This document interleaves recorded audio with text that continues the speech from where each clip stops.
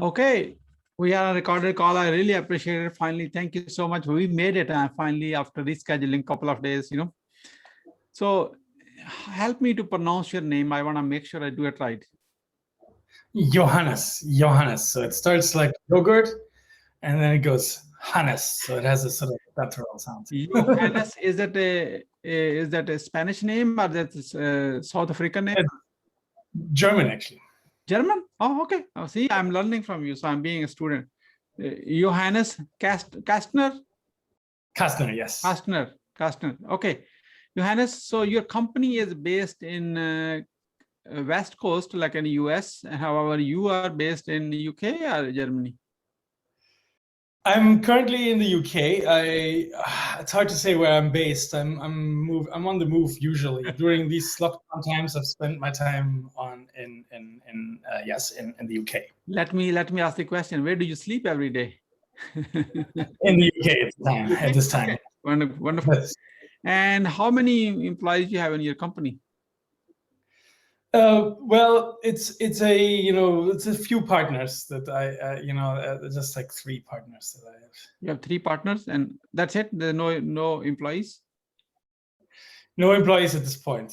Okay. At this point, no. And how big is the company in terms of revenue wise or something? Because I'm just asking, making sure I understand the scope of your company. So I know it's artificial intelligence, way more than artificial intelligence. I get it. I have done my homework before I came on this call.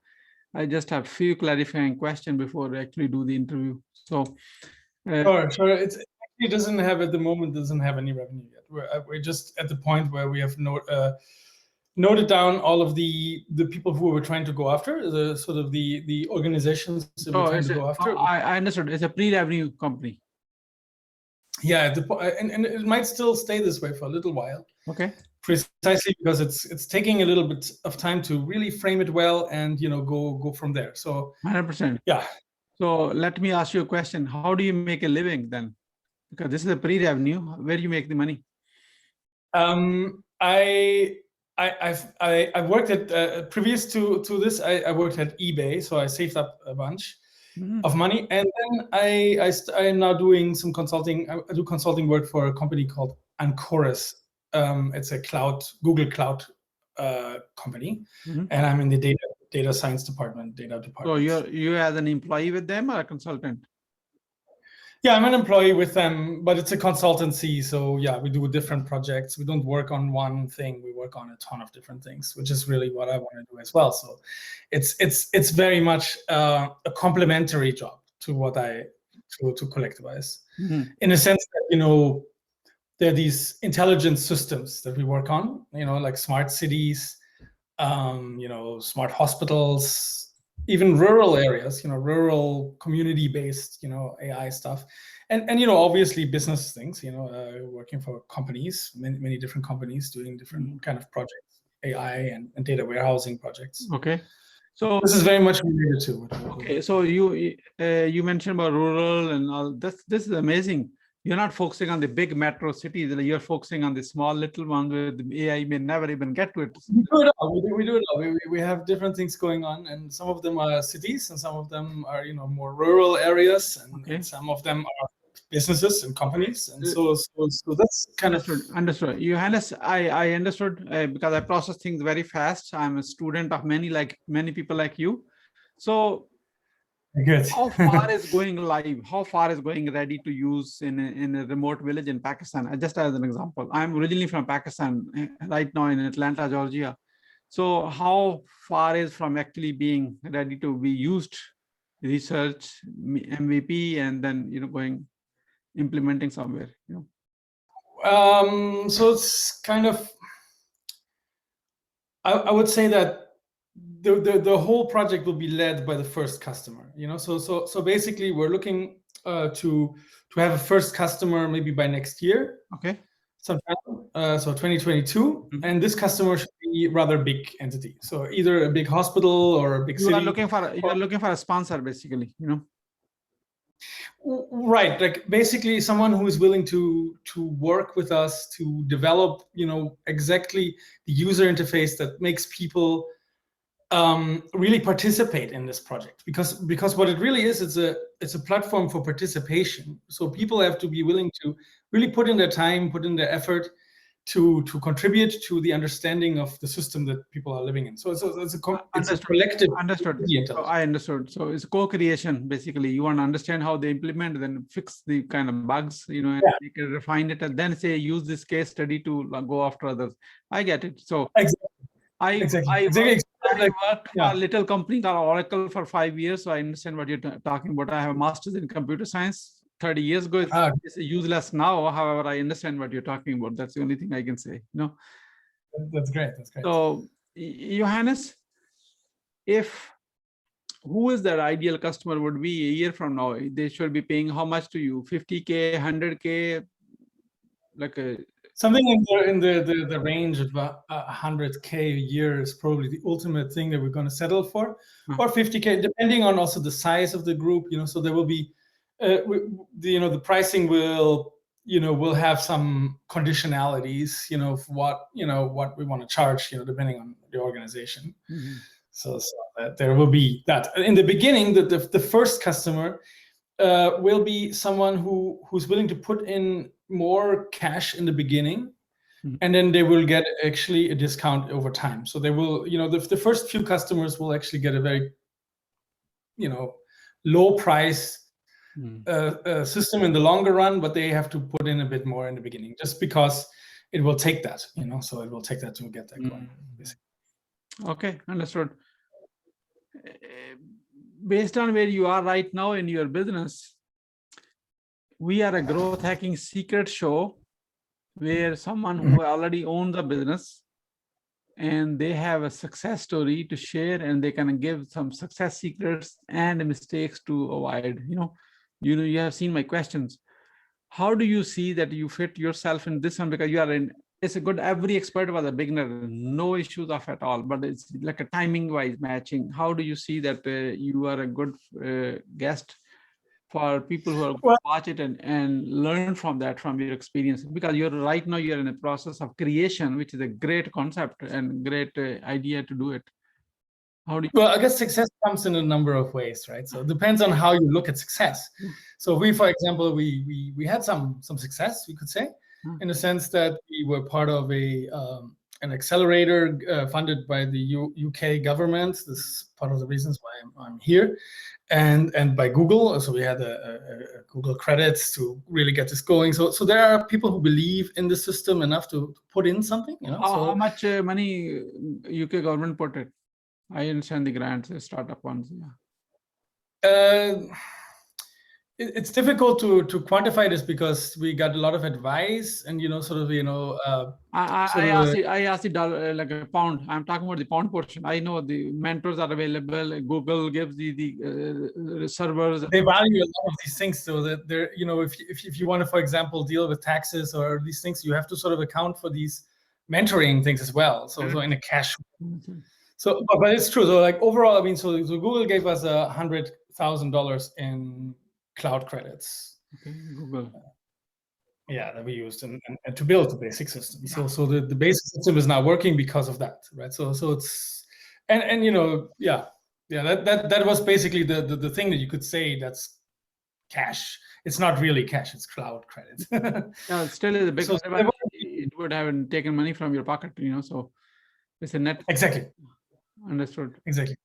Yeah, exactly. Okay, so how many partners you have?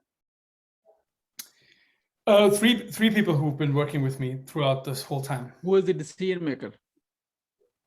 Oh, I am. This is a collective. The whole thing is about collective intelligence. Yeah. I invented the system in a way, you could say. I didn't really invent it. I put it together from a synthesized system, if you will, from multiple ideas that were out there that I learned about in my academic work. Before I even worked at eBay or anyone, I was in a PhD program at Columbia in sustainable development. And this is where I picked up this whole collective intelligence theme, actually. So I was in 2013, I was the first time I participated in a collective intelligence conference that was at MIT.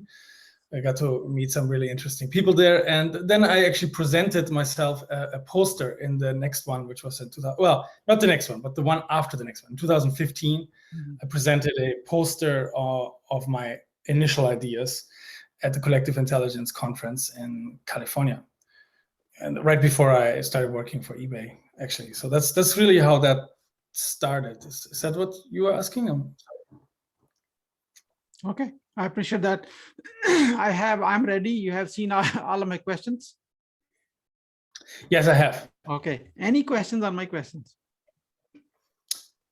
The mistake one is a little bit tough, but that's fine. No, I think I'm good for that. Okay, I just want to make sure you have seen my questions. If you don't have any questions, then I'm ready to ask questions. Okay, let's go live. Yes, sounds good. Thank you. I will bring you in a moment. I'm going live right now.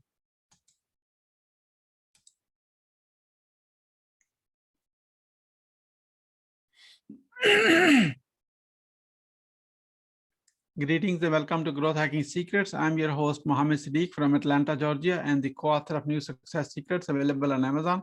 On this episode, we have a special guest, Johannes Castner. Johannes is a Google Cloud engineer, TEDx speaker, data engineer, and founder at Collective Wise. Please join me to give a warm welcome to our guest, Johannes Castner. Johannes, welcome. Thank you very much. Let me start with this. Where were you? What happened? Who are you surrounded with that inspired you to do what you do today? I was part of a PhD program at Columbia in sustainable development, and I participated in a graduate workshop in computational social science at the Santa Fe Institute, where I met Scott Page, who became somewhat of a mentor of mine, and he basically he told me to participate to go to the conference in 2013, to the annual conference of Collective Intelligence, where I saw all sorts of business applications of this new interdisciplinary field of collective intelligence. For example, Duolingo and others, and Facebook was there, and Microsoft Research was there. And so that's where I first got into contact with this field, with this interdisciplinary field. So that's what, and then I did some research at a social science laboratory at Columbia, and I presented this the initial ideas at the conference in 2015 in Collective Intelligence in California. And so that's how this all grew. So this is where the ideas really came out of some academic research. What are the top 3 reasons why do people fail? I think failure is a very difficult thing to even define, honestly. When have you failed, right? I mean, when you failed when you die, ultimately. I mean, and you haven't done anything or something like that. So fail, or you fail when you let your business die because you're running out of cash. You have people to pay and you can't do it anymore because you don't have you haven't planned well the takeoff, if you will. You haven't, or because simply the product or the idea wasn't ready or wasn't the right thing. So you could have some ideas that are really not able to sell at all. That's possible, and then you try to do it, and eventually you come to a dead end. I mean, that's one thing, but I think most of the time it's a cash flow issue, actually. So what are the top 3 reasons? Oh, I see. Top 3 reasons. Well, so I think the first reason why people fail, if you will, and I don't think failure is a permanent thing, it's a temporary thing, it's just because maybe their idea didn't work.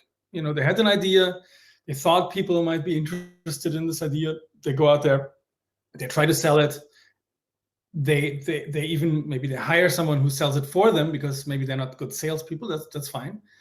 but it just doesn't sell. It doesn't work, and then they may fail, and then they fail because they don't pivot, so maybe then they could still pivot and sell something slightly different or something that actually would sell, but often they get a bit stuck there. So that's the first reason.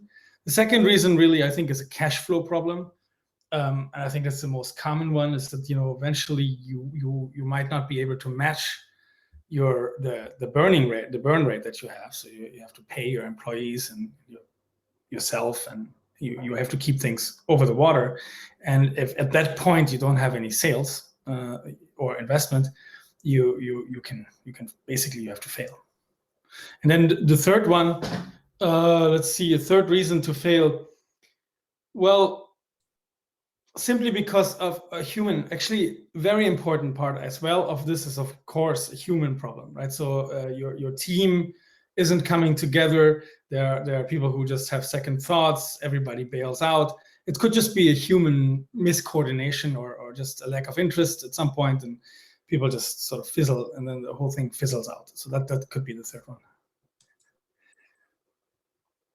What is your greatest failure story? What did you learn and how did you recover from it?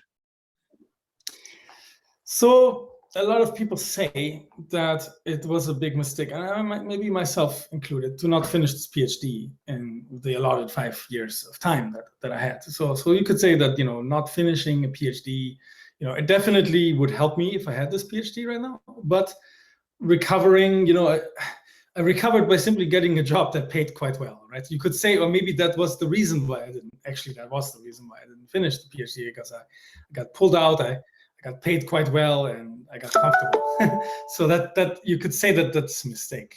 I definitely would say that if I had a PhD next to my name, it would probably be easier to sell my business. So I guess you could say that that's a mistake.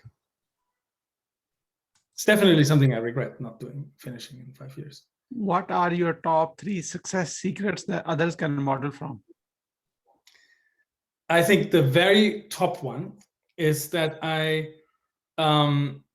keep an open mind to things. I don't despair when things go badly, and sometimes they go badly, and I'm actually quite comfortable with a situation where things are not going as I personally had planned them. So I think that's the first one. So if you can recover and you can continuously have a positive attitude despite things maybe not being as you wish, then that will really get you a lot of mileage, because people will see that positive attitude and they are willing to help you. They're willing to bring you to the next level. They're willing to work with you. And obviously, everything really depends on other people. Nothing really depends only on you. And in that sense, having a positive, open mind and a positive attitude is always something people will rather work with than someone who's, and if you have this despair that is very visible, and then your chances actually go as you expect them, right? So if you expect to have good chances and good opportunities and people to help you forward, they will actually. So this will come true. But if you're down and feel depressed, and it will be visible in your face, and it's not very enjoyable to work with people who are depressed. So other people will kind of not really feel the moment either, and so the whole thing cannot materialize into something good. So I think that's my best quality, is that I keep I'm pretty resilient. The second one I would say is that it's a human quality. I think I have sort of a tendency to get along well with people. So I think that's a very important aspect as well. But the third one, and maybe it's arguable whether the third one or the second one are more important. I think creativity is ultimately more important than, say, intelligence or being able to do, I don't know. I think I'm pretty intelligent, but I think I'm even more creative. And I think that's where my advantage lies, I would say. What motivates you within? I'm very much motivated by trying to have a positive effect on on the world around me. So that's my main motivation, really. I get up because I want to do something that has a positive impact. That motivates me to help other people have better lives, richer lives,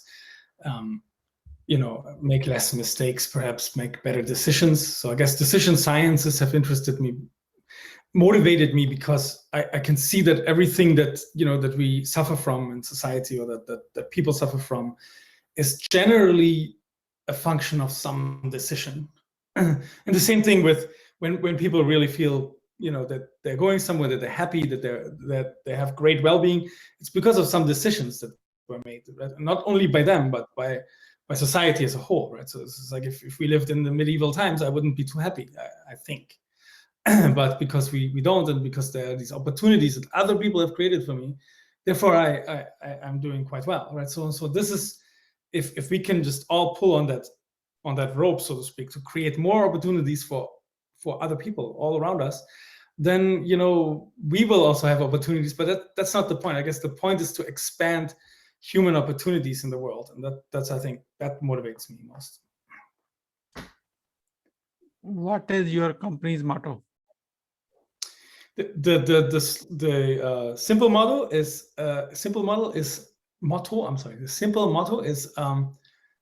intelligent together. Who is your ideal client?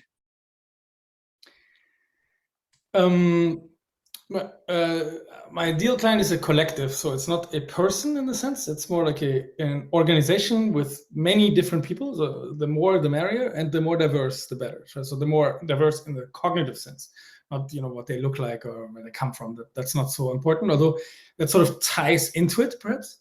But the idea is that you have a lot of people who have really different ideas about how the world works. That's the ideal client. So you have, for example, a big hospital that has nurses and doctors, and perhaps even includes the patients in the process.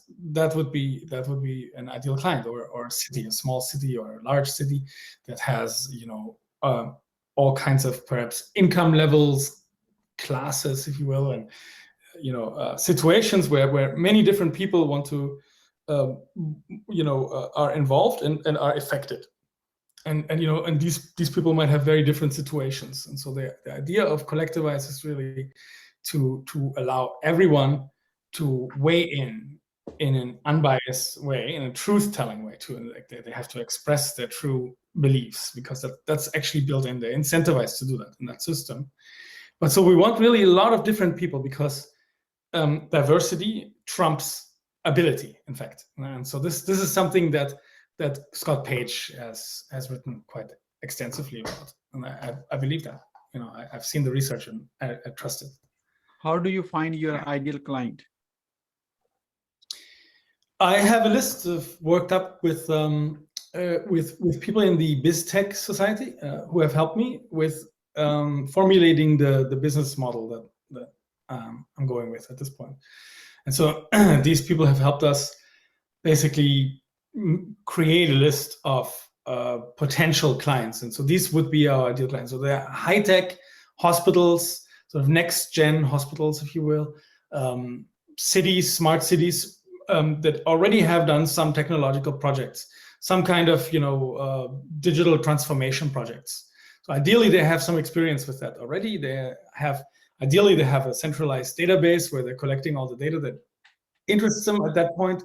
Of course, more data must be brought in, and that's part of the collective effort as well. But ideally, they have some experience with that.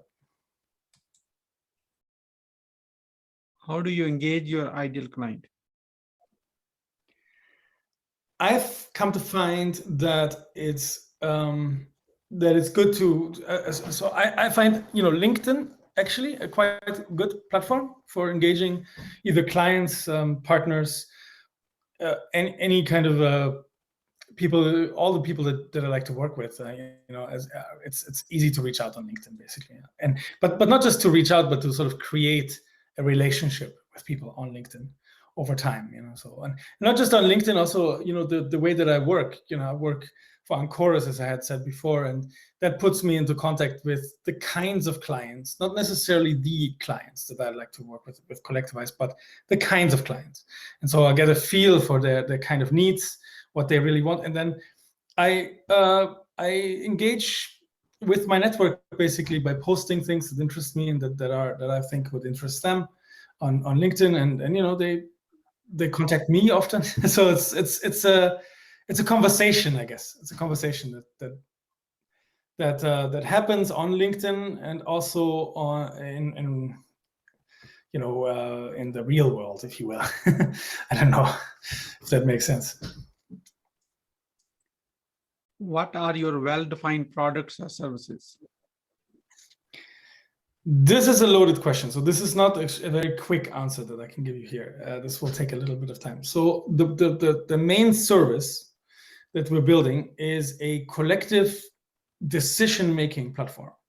So, and it could be, so it could be a decision-making platform. It could also be a platform that informs some final decision made by some manager or something like that, where the crowd or the group or the collective, you know, basically suggests what should be the decision that should be made, and then ultimately someone, you know, a manager can still make that decision. It can be either that one, or it could be that the collective directly has a sort of direct democracy, if you will, like a direct democracy platform, but not with voting, but rather within voting, a prediction. So where everyone makes a prediction of what would happen if we did, you know, X, Y, Z, some new action, some new innovation, or something like this, where we don't have data, right? So the main importance here is that data science can take care of situations where we make decisions based on information that we've always seen, right? So we have the series of data, and we know what, you know, what happens if we do X, Y, Z, and we know how that affects the data, right? But there are a lot of situations, particularly for organizations that want to do something, you know, innovative. So if you want to do something innovative, by definition, there will be no data that can be observed about what would happen if you did it. And because of that, what, you know, the second best, so to speak, if you don't have data, if you don't have the answer in a sort of objective way, the best way that you can still kind of know what might happen is by just asking your entire collective, you know, what would happen if we did that, right? Or what would happen if we did something else, right? And so they weigh in, and it's a sort of, they build every player, if you will, or every person in this collective will build a comprehensive belief system about how the organization or the system of interest works. You know, what causes what in the system, and, you know, what is related with what other thing, you know, who's married to whom, for example, and what kind of effects will this marriage have. You know, you can express rather complex ideas. Actually, anything that you could that would make sense in an argument, you can express this in a clear and quantifiable way in this platform. And then if you're right about it, right? So you can be right or wrong about the future, right? And if you happen to be right about something, then you gain points. And if you're wrong, or if you're not that right, let's say, you know, there's degrees of that, then you lose some points, and these points can then be converted either into some kind of bonus pay or some real money, right? So the idea is really that you're incentivized to express your true belief system as it is, right? So the incentives are borrowed from experimental or behavioral economics, and they have been tested quite well, you know, especially in causal networks and causal graphs. So there's a lot of research that was done at Yahoo Research, which was then bought by Microsoft Research, and continued there. So they have done a lot of research on the basic idea of collective intelligence as a prediction market, or combinatorial prediction market is what they often call it. But they have never marketed this as a service. So the idea here really is to create a prediction market as a service. You know, so if you can read up more about prediction markets, they have done some astonishing feats with this, actually. So you could look and see, you know, for example, prediction markets are actually already everywhere, right? So public prediction markets, so sports teams, you know, which sports team shoots how many goals exactly, and wins by how many goals exactly, right? So these can become these very complicated bets, and complicated by for example, if such and such player is not available or gets sick or something, then I bet this will happen, right? So you can make very conditional bets, if you will. And so this has been done in sports, this has been done in politics, and we've seen that the main thing to remember here is that the mass or the collective of diverse people who are not, or amateurs, right? Diverse amateurs. Maybe there's some experts in there, but the group as a whole does better than the best experts that you can hire and have them tell you what the probabilities of some things are. So if you have the group of amateurs, they will beat the experts. So that's a known fact, but yet it hasn't been marketed or commercialized in any way. So that's what we're doing.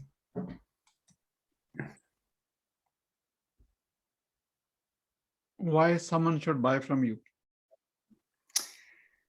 Well, for one thing, there isn't really much of an alternative. That's one thing. So if you really want a prediction market where groups predict things in the world that you can't predict with the data, if you really want that, there isn't really a way to buy that at the moment. There isn't a service that you can right now buy. And so, yeah, that's one big reason. The other reason is experience. And I think that what I'm building is with my group here is not it's a unique thing, for one thing, because it doesn't exist.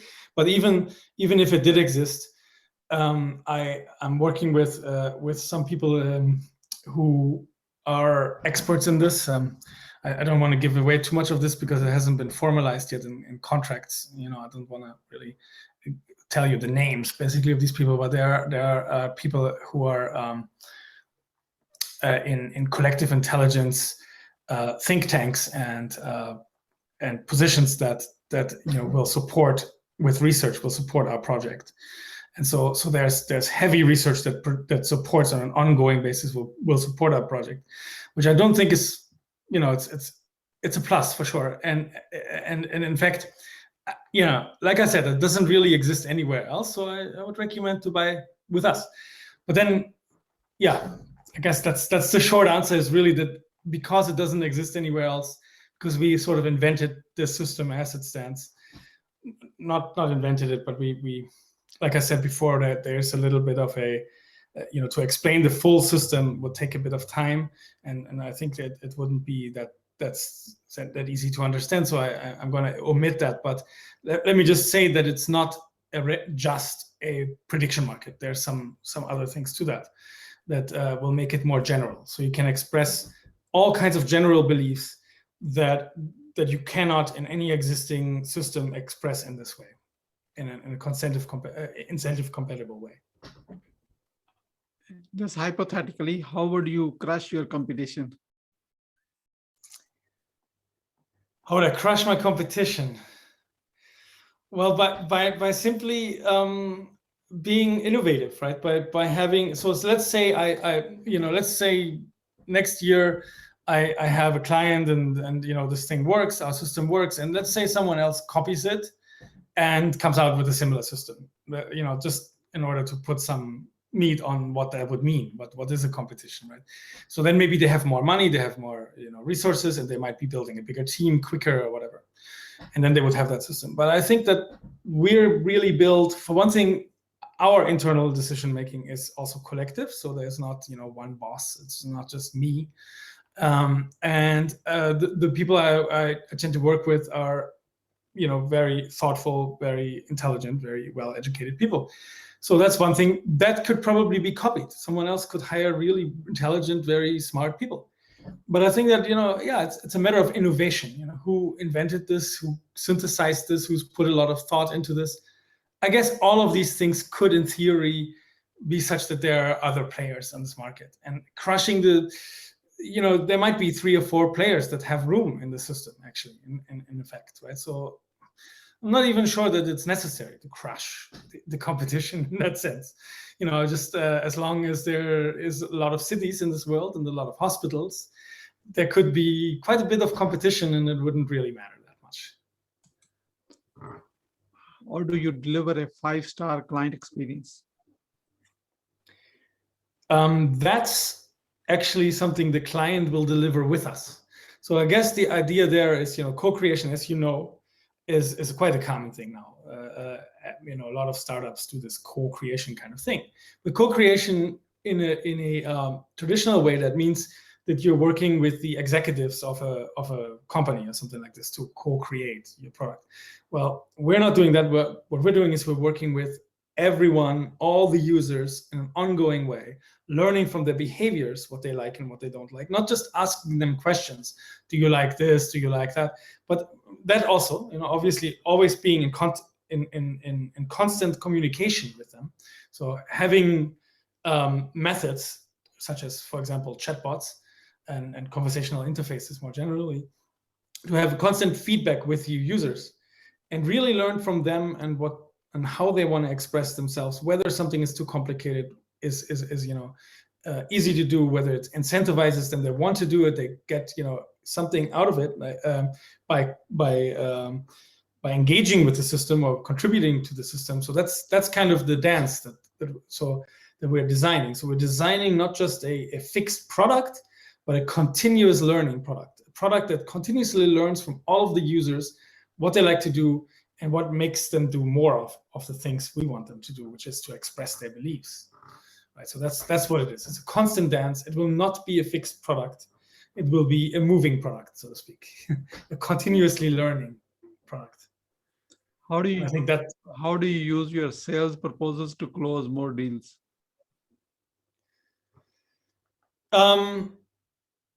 How do I to use? I guess the closing part is, it depends on, this is a hard question, really. Let me just think about this. How do I use my sales proposals?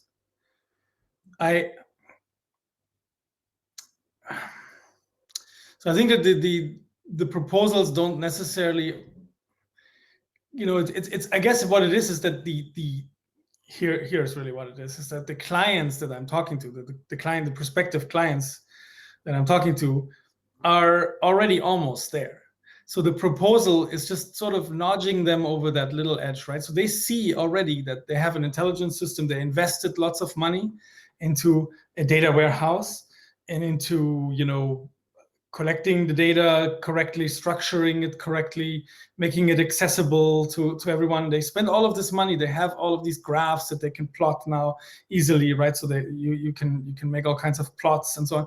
But you're missing the main thing why you did it, which is to understand how things work in the system. So basically, you spend a lot of money and you still don't have the thing you really want, which is to understand how your actions, how your decisions would impact the system that you're working with, right? So whether it's your organization, your revenue, your whatever it is that you're interested in, right? You can't really know what the causation from the traditional smart system, and you feel frustrated about this. I think that there is a serious there's a serious pain point here. We spend this money. We thought we know how to make decisions now because we can see all this data. But you realize, causation is actually a difficult thing. And in fact, there is no algorithm that will tell you how all the variables in your system are causally connected, right? There is no such algorithm that will give you this. So what can you do? Well, you can ask, and you can basically involve your entire team, your entire organization, your entire city, all the citizens, right? In sort of crowdsourcing likely causal configurations. So you can actually understand how your actions have an impact on your system.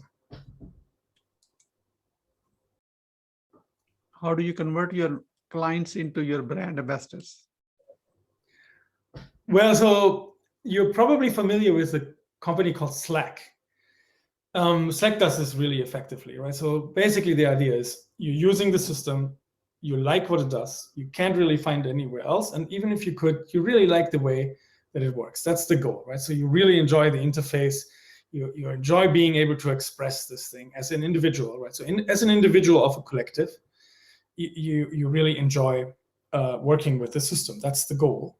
And once this is the case, right, then you will tell everyone about how great it is that you can actually express your complex belief system about the system, and that you can have an impact on how decisions are made at your job or in your city, right? And that really is exciting to a lot of people. You will tell everyone about it, and that's kind of, and then it can really grow organically, right? So other citizens say, why doesn't my city have this, right?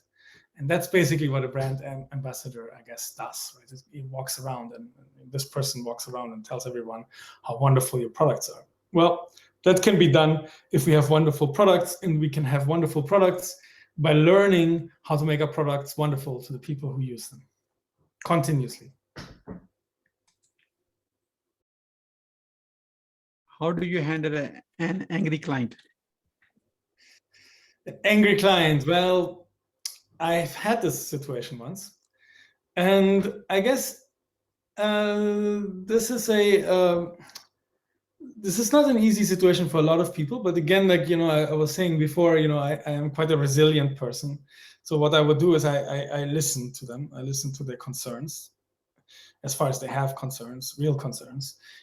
Sometimes they don't. So this is the problematic situation, the one where they don't actually have a real concern, but where they don't feel heard, or they don't feel like things are moving fast enough, or there are these kinds of situations. And you have to, I think people generally stop being angry when you listen to them carefully, and when you let them know that their concerns are heard and taken seriously. Okay, we are about to move into lightning round. That means quick question and quick answer. Are you ready? Yes. What are you grateful for today? Just to be alive. That's grateful. I'm grateful for that. How do you start your day? I start my day by in a certain meditative situation, like in a meditative way, enjoying, being grateful for having another day, and I guess that's it. That's my first few moments of the day. I'm always very much, inward meditative. How young are you? 45 years young. So Johannes, you are not 45, you are 18 years old with 27 years experience. That's another way to put it. What do you want to do when you grow up? I don't think I ever really want to fully grow up, but aside from that, I'm kind of doing that, I suppose. I would love this company to be a serious company, doing business all over the world, ideally. But continue doing what I'm doing. What is your plan to achieve your goal? Put one brick on top of the other. Mostly, I'm currently working on the last pieces of making the system basically scalable and making it, demonstratable, and then, demonstrating the system to, the sort of demonstration version of it to multiple cities, multiple hospitals. I have a list, so continue making a list of, potential clients, going down the list, and so on, and making the first real sale. So that's the big thing. And then, basically hiring the right people, being careful about that, and expanding that, and iteratively working on the system. That is the goal ultimately. So the path is the goal, in other words. How will you feel in case you don't achieve your goal? I will change my goals slightly, or a lot if I have to, and I will feel just fine. How do you overcome a challenge life throws at you? Generally thinking very hard about it, thinking about the challenge, what it involves, thinking a bit out of the box about it. What other ways could I think about the problem? That's basically it, like exploring the problem, and it's an explorative. I think, all of that really is an explorative exercise.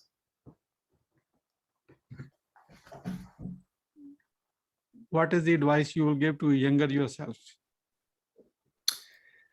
One thing, finish the PhD on time. Don't try to overdo it. Don't try to do something that will impress everyone in the world. You don't have to make your PhD, your magnum opus, for one thing. I would tell myself that. I would be very, aside from that, kind of keep doing what you're doing. It's going to go well. I guess that's it. Once you have a revenue-generating idea, how do you convince your significant other?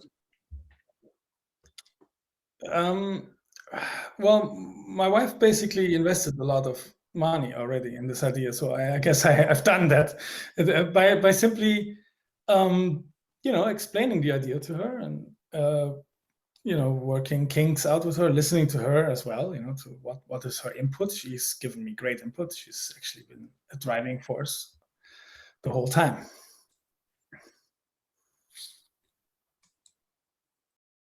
Who is your living mentor and what's the impact? My biggest mentor was Amartya Sen. He's a professor at Harvard. The impact was huge. I'm a completely different person since I've met Amartya Sen, and so I guess to rethink everything really in human terms. So you're taught, economics, for example, as I was, in a sort of very mathematical, very technical way that is sort of devoid of all human experience. And so I guess the importance of bringing it back to human, to the human experience is what, and also the importance of measurement. I think that the prime thing I would say is I really have to say that, because measurement, that the importance of measuring things correctly, measuring things, for example, GDP does not represent the economy very well, and the experience of most people in the economy is not very well represented by a measure like GDP. So, he was talking a lot about that particular measure and its failures. But, in general, measuring things allows you to to measure aspects of the human experience in the right way, allows you to create a better world. That's what I've learned there. Why being impactful is important to you? That's almost like I feel like that this question is somewhat circular. It's almost like saying, why is importance important to you, right? I mean, I think that impact is and at this point, we're no longer animals living, in the forest. Maybe that is a better experience, honestly. But if we don't have that experience, if we are actually in the modern world living as we do, I think the currency that really matters is your impact, much more than how much money you have or where you live or how much luxury you enjoy. I think impact is really the currency. What do you want to be remembered for? Oh, honestly, I don't care if people remember me. I mean, my loved ones maybe, and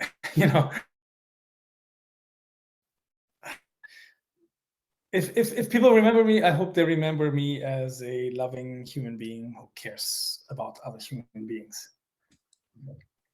How can we support you? You're doing it. I mean, if you bring my ideas to as many people as possible and let them hear those ideas, maybe make some introductions, and that would really help, especially with people who might benefit from our services. We are about to wrap up. I like to have a few words about your today's guest experience on the show. Here's my question. What would you say about your today's guest experience on the show? I really like it. I like the questions you ask. It's very thoughtful. I think you put together quite a nice webinar system. I don't know, is that what you call it? Is it a webinar? A nice conversational experience. It's very good. I enjoyed it. What would you say as a final word? As a final word, I would like to give the quote that I really like from Albert Einstein, which is that peace cannot be achieved by. Oh, sorry.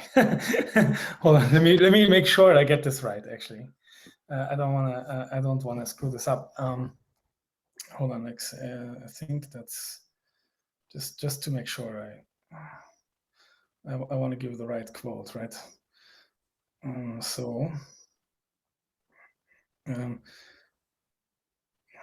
One second, just so I want to give this right. Peace cannot be kept by force. It can only be achieved by understanding. Thank you so much, Johannes, for sharing your wisdom with us today on the behalf of Growth Hacking Secrets community and our entire team. Really appreciate you. This is Mohammed Siddique signing off from Atlanta, Georgia. Until the next episode, all good wishes. Thank you.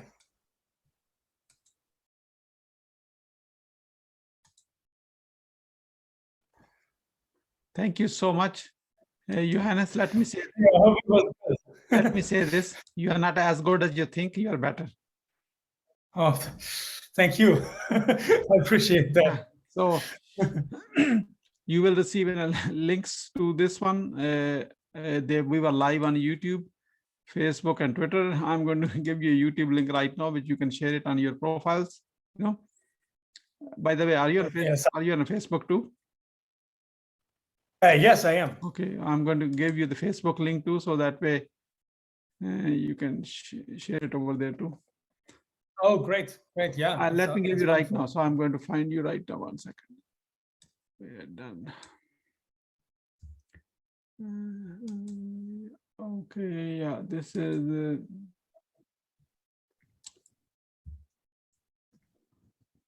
YouTube, and let me find the Facebook link.